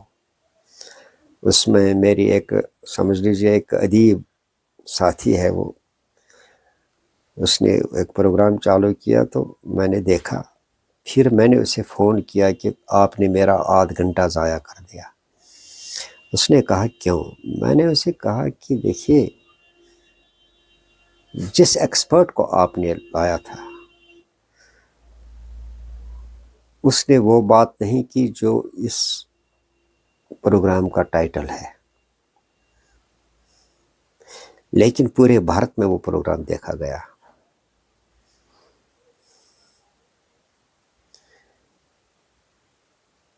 لوگ چاہے تو جو نہ ہونے والی چیز ہے اس کو بنا کے رکھ دیں گے. وہ اس میں میڈیا کا سب سے زیادہ رول ہے. میڈیا تو کچھ بھی کر سکتا ہے. وہ تو الگ بات ہے جو آپ نے کہی، وہ تو درست بات ہے کہ ہمارے پاس فون ہے، اس میں سب کچھ ہے، لیکن میڈیا کچھ بھی کر سکتی ہے. میڈیا کے ذریعے دیکھیے یہاں کوئی تنظیم آتی ہے، 4-5 وہ پھول مالائیں لاتی ہیں. پہلے کسی ایک ایسے شخص کو جس نے کتابیں لکھی ہوں گی 4-5 اور وہ کسی قابل کتابیں نہیں ہوں گی، پڑھنے کے لائق بھی نہیں ہوں گی، اسے وہ عظیم فنکار یا عظیم آدمی کی حیثیت سے کسی سٹیج پر چڑھا کر اس کو پھول مالا لگاتے ہیں. تمام میڈیا والے شام کو یہ خبر دیتے ہیں کہ آج فلانی شخص کو یہ ملا. کس بات پر ملا؟ یہ تو دیکھنا چاہیے تھا نا کہ اگر رنجور تلگامی کے پاس آئے ہیں آپ میرا انٹرویو لینے کے لیے، پہلے تو آپ نے یہ دیکھنا کہ میری کریڈیبلٹی کیا ہے سوسائٹی میں. جو میں نے لکھا ہے چاہے وہ کسی کام کا ہے یا نہیں، ابھی تک آپ نے اس پہ متعلق بات بھی نہیں کی. کیا میں اس قابل ہوں کہ میں کوئی ایسی بات کر سکتا ہوں جو میری سوسائٹی کے لیے ایک میسیج کی حیثیت رکھتی ہے؟ یہ تو دیکھنا ہے. اب تو اتنا پڑ چکا ہے. ریسنٹلی سنا کہ کسی شخص نے کسی تنظیم کو 25,000 روپے دے دیے کہ مجھے اس تنظیم میں صدر رکھ دو، مجھے پریزائڈ اوور کرنی ہے یہ فنکشن، میں آپ کو 25,000 روپے دیتا ہوں، تاکہ شام کو ہر چینل سے آئے گا کہ صدارت فلانی آدمی نے کی. جب ہمارے دانشور اور انٹلیکچوئل کا یہ حال ہو تو آپ خود یہ کر لیجئے، اندازہ کر لیجئے کہ اس قوم کا جو ایکیڈیمک ڈیولپمنٹ ہے وہ کیا ہے، کیسی ہے وہ. جناب رنجور صاحب، آج جس دور سے ہم گزر رہے ہیں، جتنے بھی لوگ دنیا میں رہ رہے ہیں، یہ سب لوگ، یہ میرا تجربہ ہے، میں کہہ رہا ہوں، یہ سب لوگ بالواسطہ یا بلا واسطہ ڈائریکٹ میڈیا سے جڑے ہوئے ہیں. کس لیے؟ میں بتاؤں گا. جڑے ہوئے ہیں. سمارٹ فون ہے، یہ آپ کے پاس ایک بہت بڑا پاور ہے، یہ آپ کے پاس بہت بڑا پاور ہے جو آپ صدیوں میں نہیں کر پائیں گے. وہ اس سمارٹ فون کے ایک پیج سے، آپ کے ایک پیج سے آپ جو کچھ کہنا چاہیں گے دنیا میں سیکنڈوں میں پھیل سکتی ہے. وہ بات آپ بھی میڈیا سے جڑے ہوئے ہیں. یعنی کہ میں ابھی کہہ رہا تھا کہ سچ بولنے والے کی پذیرائی نہیں ہوتی تھی، نہیں ہو رہی ہے اور نہیں بھی ہو رہی ہے، کوئی نہیں کر رہا ہے. مگر سچ بولنا تو بند تو نہیں ہوگا. نہیں، وہ تو بولا جائے گا، سچ تو بولا جائے گا. آپ کے پاس بھی پلیٹ فارم ہے میڈیا کا، آپ کے پاس بھی سمارٹ فون ہے. ہے نا. آپ بھی میڈیا کا حصہ ہے. آج جو لمیٹیشنز باؤنڈریز تھی میڈیا کی وہ ختم ہو گئی ہے. وہ ختم ہو گئی ہے. میں کہتا ہوں وہ ختم ہو گئی ہے. آپ بھی میڈیا کا ایک حصہ ہے. آپ کے پاس اسمارٹ فون ہے, آپ کے پاس 5G کا فون ہے. آپ جو دینا چاہیں گے سوسائٹی کو, ورلڈ کو, دیجیے آپ. اور پھر دیکھیے آپ, لوگ آپ سے جڑتے جائیں گے, ملتے جائیں وہ گے, تو کہ ہے. آئیں گے آپ کے پاس. آپ اپنا میڈیا بنائیے. نہیں ہمارا جو میڈیا ہے آپ کا, جو نہیں, یہ تو اس میں کوئی شک نہیں ہے. میں نے کہا نا کہ اس نے پوری جو دنیا پہلے جو ہوا, پوری دنیا میں اس جو سے ہوا سو میرا ہو ایک گیا. ہمسایہ یہاں ایک لڑکا ہے گورنمنٹ امپلائی, ہم. یہ امریکہ کی ایک سائیکالوجیکل جو سائنٹسٹ ہیں وہاں, سائکٹریٹس ورلڈ فیم کے, ان کے ساتھ یہ جڑا ہوا ہے. ہی از پیڈ فار دیٹ. یہ یہاں سے بیچ رہا ہے ان کو اپنی سجیشن, اس کو پیسے بھی ملتے ہیں گھر بیٹھ کر. یہ بات تو ہے, اس میں کوئی شک نہیں ہے کہ پوری دنیا سمٹ گئی ہے ایک ہی جگہ, ہم ایزیلی کنیکٹ ہو سکتے ہیں. وہ تو علیحدہ بات ہے کہ ہم اسے کیا لے لیں گے, اسے کیا دیں گے. دیکھیے یہ فون ہے, یہ تضییع اوقات کا باعث بھی ہے. میرا ٹائم بھی ضائع کرتا ہے. لوگ راتوں اس کے ساتھ چیٹس پر اننیسیسری بھی استعمال ہوتا ہے. اننیسیسری بھی بالکل. مجھے اس کے ساتھ باقی آپ کہیں گے کہ سچ بولنا. میں آپ کو اتنا کہوں گا کہ ہم جس معاشرے میں اس وقت ہیں, بدی اتنی ہے کہ ہمارا ہی کل سر پھٹ جائے گا ٹکرانے سے. وہ تو وہاں پر بذات خود موجود ہے, وہ ہٹنے والی نہیں ہے. آپ دیکھتے ہیں کہ ہمارے میڈیا پر علماء حضرات, شعراء حضرات, سیاستدان حضرات, واہ واہ کرنے والے لوگ, واہ کرنے والے لوگ سب تو بہت بزی ہیں. بالکل بالکل. میں کہتا ہوں دے تو کیا رہے ہیں, یہ دے کیا رہے ہیں مجھے. دیکھیے اس وقت ہماری ملت کو ضرورت ہے, ہماری پوری قوم کو, کشمیر میں بالخصوص میں کہوں گا, ہمیں اصلاح کی ضرورت ہے. ہمارے علماء تو ہمیں فلسفے سننے کے لیے اس وقت فرصت نہیں ہے. ہماری جو بنیادی ہمارے جو اقدار تھے, اخلاقی اقدار, وہ تو اب مٹ رہے ہیں دھیرے دھیرے. ہمیں اصلاح کی ضرورت ہے. ہمارے بچے تو فضولیات, نشہ آور چیزوں میں, لوگ دکھاوے کے ساتھ ہیں, ایک دوسرے پر برتری حاصل کرنے کے دور سے گزر رہے ہیں. بچے اپنے والدین کے ساتھ ان کے تعلقات استوار نہیں ہیں. اب تو یہاں تو اولڈ ہوم بھی کہیں بن رہا ہے, وہ اولڈ ایج ہوم بھی. رشتوں کا پاس و لحاظ بھی نہیں رہا ہے, ہمدردی بھی ختم ہو چکی ہے. لوگ فراریت, اسکیپزم کے شکار ہیں, انڈیویجولزم, سب اپنے. مجھے آپ کے ساتھ کوئی, I have no time to attend you, مجھے آپ کے ساتھ کوئی دلچسپی نہیں ہے.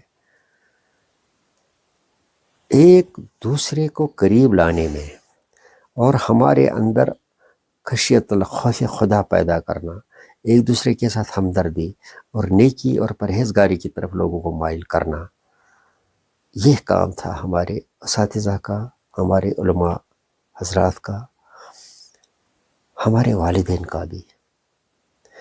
سب تو خاموش تماشائی ہیں, کوئی تو سامنے نہیں آتا ہے. دیکھیے میں یہ بغیر کسی بے خوف حالت میں آپ کو صاف کہوں گا, والدین کو اب بچوں پر وہ گرفت نہیں رہی. نوجوانوں کو بزرگوں کی قدر و منزلت بھی دل میں نہیں ہے اس وقت. مجھے اگر کسی کے ساتھ دوستی ہے تو یہ کسی خاص مطلب اور غرض کی بنا پر ہے. وہ جو تصور تھا, اسلامی تصور تھا, تعاونوا علی البر والتقوی, تو پرہیزگاری اور نیکی میں ایک دوسرے کی مدد کر. میں اس لیے ایک دوسرے کی مدد نہیں کرتا, میں اپنے غرض اور اپنا مطلب پورا کرنے کے لیے دوسرے کے ساتھ اپنے تعلقات استوار کرتا ہوں. مجھے کسی سے ہمدردی نہیں ہے. میں جینا چاہتا ہوں, مجھے آزاد چھوڑو, مجھے کسی کی ضرورت نہیں ہے. یہ تاثر آیا ہے میرے ذہن میں اور پوری سوسائٹی میں. اس چیز کو ختم کرنا تھا. لوگوں کو ایک ایسی تعلیم دینی تھی اس وقت جس سے کہ لوگ نیکی، پرہیزگاری اور اخلاقیات کی طرف مائل ہو. لوگ تو دوڑ دھوپ میں ہیں، ہر شخص عزت ڈھونڈتا ہے، عزت کی تلاش میں ہے، پیسوں کی تلاش میں ہے، شہرت کی تلاش میں ہے. لوگ پیسہ خرچ کرتے ہیں عزت خریدنے کے لیے، ان نیسیسری. جسے وہ عزت کہتے ہیں وہ عزت تو نہیں ہوتی ہے، یہ تو فی اللہ ہونی چاہیے. رنجیت صاحب اب ٹائم بہت گزرا ہے تو تھوڑا سا اور جانکاری لیتے ہیں آپ سے. آپ صوفی ازم کی طرف آئے میں ہیں، صوفی شاعری ریسرچ کی ہے، اورینٹڈ صوفی ریسرچ کی ہے. ریڈیو کشمیر کے پروگرام جو صوفی ازم کے تھے وہ آپ نے بالکل خوشی خوشی سے قبول کرتے ہوئے ان کو دیے ہیں، پروگرام بنا کے یا شاعری کر کے یا نثر نگاری کر کے. تو یہ رغبت، یہ خواہش آپ کو صوفی ازم کی طرف جو آپ کو رغبت پیدا ہوئی ہے کس طرح سے ہوئی ہے؟ نثر، میں تو شاعر ہوں، اس میں تو میں غزلیں لکھتا ہوں شاعر کی حیثیت سے، لیکن نثر میں میرا فیلڈ جو ہے وہ ہے تصوف پر ریسرچ. خوش قسمتی سے میں نے آپ کو پہلے کہا مجھے زندگی میں ایسے لوگ ملے جو جن کے ساتھ رہ کر مجھے اس چیز کا بڑا شوق ہوا کہ میں اس چیز کا مطالعہ کروں، بھرپور مطالعہ. میں نے کوشش کی اور اس کے بعد میں نے 2-3 کتابیں اس موضوع پر لکھی، جن میں سے ایک کتاب ہے نور عرفان جو ریڈیو سے بھی وہ نشر کی گئی. اور اس سال بھی میں نے ایک اور کتاب گاشو صدگاش وندیو جو تحقیقی مضامین پر مشتمل ہے، تصوف کے متعلق ہے. تو میری کوشش ہے کہ ریسرچ اورینٹڈ جو ہماری شاعری ہے نا، شیخ العالم رحمۃ اللہ علیہ لالدین سے لے کر احد زرگر یا آج کے شعراء تک، جو ہمارے پاس ایک بہت بڑا خزانہ ہے تصوف کا، صوفی شاعری کا، میں نے اس کو ایلابریٹ کرنے کی کوشش کی. اس کے اندر جو اصطلاحات تھے جو عام لوگوں کو سمجھنے میں مشکلات ہوتی تھی، ان کو میں نے علمی بنیادوں پر، درویش کی حیثیت سے نہیں، علمی بنیادوں پر میں نے اس کی تشریح کی. تو وہ کتابیں میں نے چھاپ کر دی ہیں، وہ کتابیں میں نے شائع کی ہیں، اور ادبی حلقوں میں ان کو سراہا گیا. میرے ہاں شکر اللہ کا کہ انہیں انعام نہیں ملا، پذیرائی ملی. یہ تو سب سے بڑی میرے لیے، اور سب سے بڑی بات یہ ہے کہ صدقہ جاریہ بھی رہا اور میرے کنٹریبیوشن بھی رہا، کوئی مانے یا نہ مانے. میری جو کتابیں ہیں میں نے اس موضوع پر لکھی. یہاں تو کشمیر یونیورسٹی میں جو لڑکے کرتے ہیں پی ایچ ڈی وغیرہ یا باقی لڑکے مجھ سے فون پہ وغیرہ پہ بات کرتے ہیں اس موضوع پر، میں اسے اپنے لیے بہت بڑا انعام سمجھتا ہوں کہ میں جو کچھ لکھتا ہوں یہ کسی کے کام تھوڑا آتا ہے. تو یہ میرا ریسرچ اورینٹڈ جو یہ پروجیکٹ ہے میرا، یہ اس وقت بھی چل رہا ہے، اور میں نے کچھ کتابیں شائع کی ہیں اور بھی شائع کر رہا ہوں. تو یہ اس موضوع کے ساتھ مجھے بہت ہی دلچسپی ہے. اچھا، میرا یہ شاید آخری سوال ہوگا رنجیت صاحب. اب جو جس دور میں ہم گزر رہے ہیں، اس دور کو کیا ایسے صوفی بزرگوں کی ضرورت ہے یا نہیں؟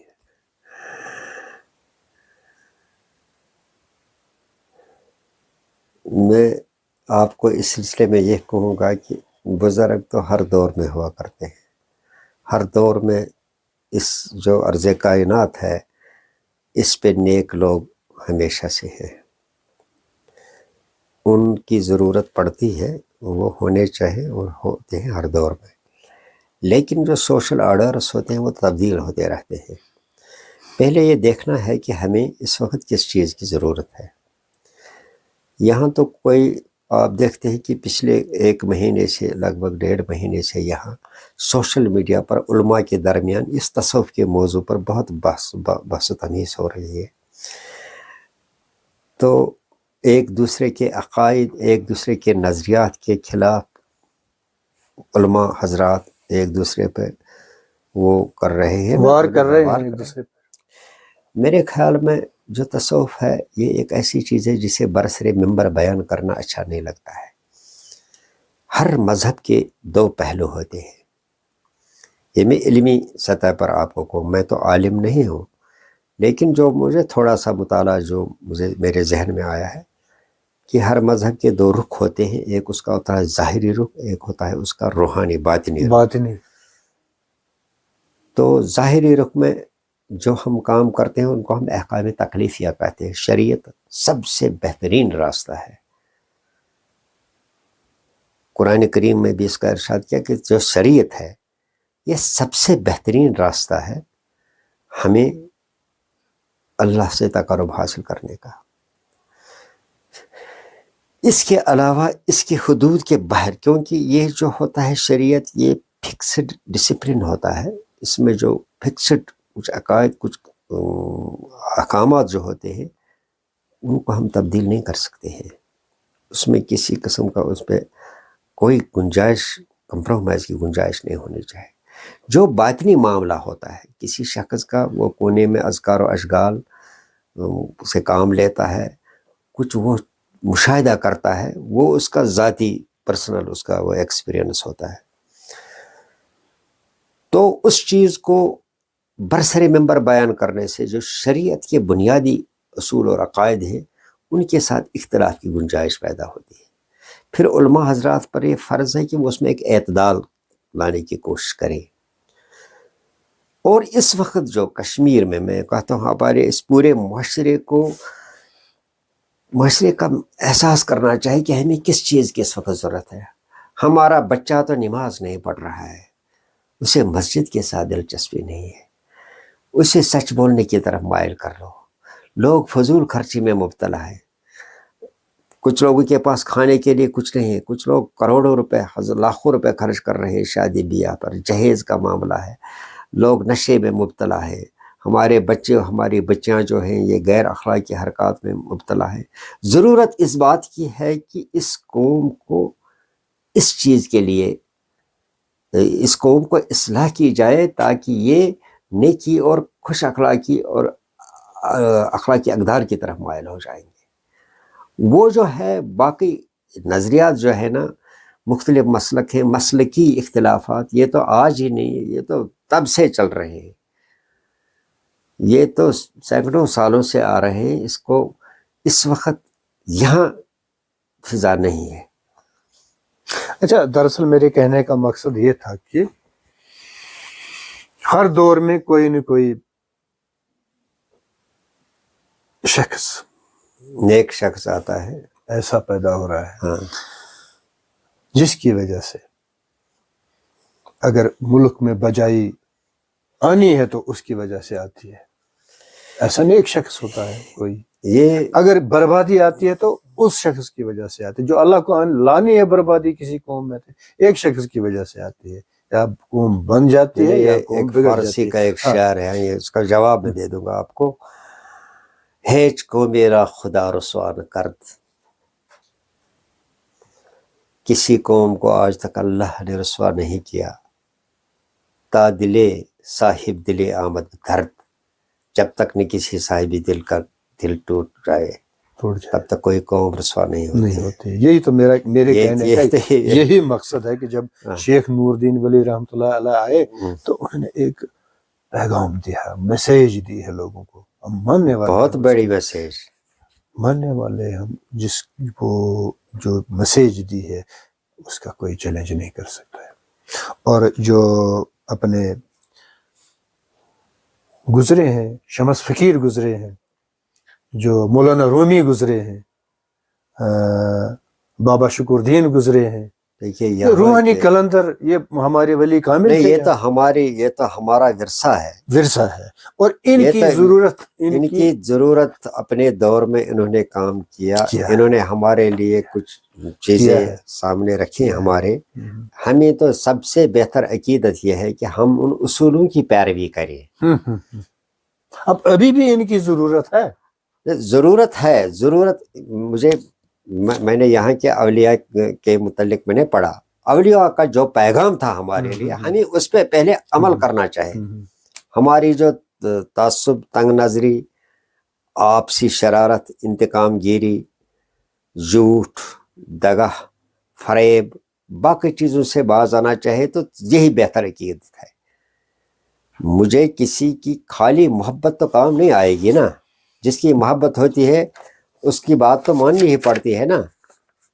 میں چاہتا ہوں کہ یہ ہمارا ورثہ ہے اور ہمیں اس کی ہو قدر سکتا کرنا ہے، چاہتے ہیں. ہو سکتا ہے اگر ایک ولی کامل پیدا ہو جائے تو ہمارے سارے مسائل حل بھی ہو سکتے ہیں. اب پیدا ہونے کی کوئی ابھی تو میں پیدا ہونے کی کوئی گنجائش نہیں ہے کہ جھوٹ اتنا اوپر سے بہ رہا ہے کہ ولی کامل پیدا نہیں ہو سکتے ہیں. چلے رنجور صاحب، کوئی آخری آپ کا پیغام ہے؟ آپ نے ادبی دنیا سے بہت جڑے رہے ہیں، آپ ریڈیو سے، ٹی وی سے، باقی آنے والے، چونکہ میں ایک استاد کی حیثیت سے رہا ہوں، استاد کے درجے تک اپنے آپ کو پہنچانا تو میرے بس کی بات نہیں ہے. استاد یہ تو بہت بڑا، لیکن میں اپنی طرف سے آنے والے جو ہمارے نوجوان نسل ہے، شعراء کو میں کچھ نہیں کہوں گا، کیونکہ میں خود ان کے صف میں شامل ہوں. اس چیز کو ایک طرف چھوڑ کر جو ہمارے نوجوان ہیں اس وقت، چاہے زیر تعلیم ہیں یا زیر تعلیم نہیں ہیں، جو لڑکے اس وقت تعلیم و تدریس میں ماہر ہیں، ان سے میری یہ گزارش ہے کہ وہ کتاب کو اپنا دوست بنائیں. وہ مطالعہ کر رہے ہیں، انہیں مطالعے میں مصروف رہنا چاہیے، پڑھنا چاہیے. والدین سے میری گزارش ہے کہ وہ اپنے بچوں کا خیال رکھیں. خیال یہ نہیں کہ ان کو بہترین کھانا دیں، بلکہ یہ دیکھیں کہ وہ کہاں جاتے ہیں، ان کی صحبت کن کے ساتھ ہے، کیونکہ دو چیزیں انسان کو بہتر انسان بنا دیتی ہیں، ایک محبت اور دوسری صحبت، کمپنی. ان دو چیزوں کا خیال رکھنا چاہیے زندگی میں. والدین کے لیے اتنا ہی کافی نہیں کہ وہ خوب پیسہ دے دیں گے بچوں کو، جاؤ تو کالج جانا ہے، تمہیں یونیورسٹی جانا ہے، تمہیں وہ کرنا، یہ کرنا ہے. لیکن یہ بھی دیکھنا ہے کہ وہ جن سڑکوں پر جا رہے ہیں، جن مجلسوں میں جا رہے ہیں، جن اداروں میں جا رہے ہیں، ان کے حرکات و سکنات پر ان کو پوری نظر ہونی چاہیے. اداروں کا بھی یہ حق بنتا ہے کہ وہ اس چیز کی طرف دھیان دیں، کیونکہ پوری میں یہ کہوں گا کہ محو حیرت ہوں کہ دنیا کیا سے کیا ہو جائے گی. کیونکہ میں سوسائٹی کے ساتھ جڑا ہوا آدمی ہوں، گو کہ میں اس وقت سرکاری ملازم تو نہیں، کہیں پڑھاتا نہیں ہوں، لیکن لوگ مجھ سے جڑے ہوئے ہیں اور میں حالات دیکھتا ہوں تو بہت معاشرہ ہمارا جو ہے یہ بہت ہی غیر اخلاقی اقدار کی طرف بڑھ رہا ہے، بڑی تیزی کے ساتھ، بہت تیزی کے ساتھ. پھر اس کو کنٹرول کرنا بہت مشکل ہوگا. یہ میری گزارش ہے والدین سے بھی، نوجوان طبقے سے بھی، اور آپ لوگوں سے بھی، میڈیا سے بھی. You are bridge between administration and the people. اتنا ہی آپ کا کام نہیں ہے. آپ اس معاشرے میں، معاشرے کے پردے کے پیچھے چھپی ہوئی باتوں کو آپ اظہار کر سکتے ہیں، آپ احساس دلا سکتے ہیں، آپ بہت کام کر سکتے ہیں اگر آپ چاہیں. ناظرین، یہ تھے ہمارے پروگرام میں آج رنجور تلگامی صاحب، جنہوں نے اپنے زرین خیالات کا اظہار کیا ہے. اس پروگرام میں ہمارے سوالوں کے جوابات بڑے معتبر انداز میں دیے ہیں. پھر میں یہ کہوں گا کہ رنجور صاحب ضلع بارہمولہ کی ایک باوقار شخصیت ہے، کسی تعارف کے محتاج نہیں ہے. ادبی دنیا میں انہوں نے بہت ساری خدمت کی ہے. وہ الگ بات ہے کہ پذیرائی نہیں ہوئی، وہ الگ بات ہے، مگر ماہر تعلیم رہے ہیں. زمانہ بہت بہت شکریہ. زمانہ رنجور صاحب کا بالکل اس بات کا گواہ رہے گا کہ رنجور صاحب نے درجنوں کتابیں لکھی ہے، تحریر کی ہے. انہوں نے جو مکالمے، جو نثر، جو نظم تحریر کیے ہیں، زمانہ اس بات کا گواہ ہے کہ انہوں نے جو کنٹریبیوشن دی ہے نوجوانوں کو، وہ جب تک زندگی ہے دنیا میں قیامت تک وہ کنٹریبیوشن ان کی رہے گی. آج کے لیے فی الحال کافی ہے اتنا. انشاءاللہ پھر ملیں گے آپ سے. زندگی باقی رہی تو آپ سے پھر سوالات پوچھیں گے، پھر جوابات لے لیں گے. پھر ہمارا دوبارہ خیر مقدم ہم آپ کا کریں گے. اس پروگرام میں آنے کا شکریہ بھی ادا کرتے ہیں.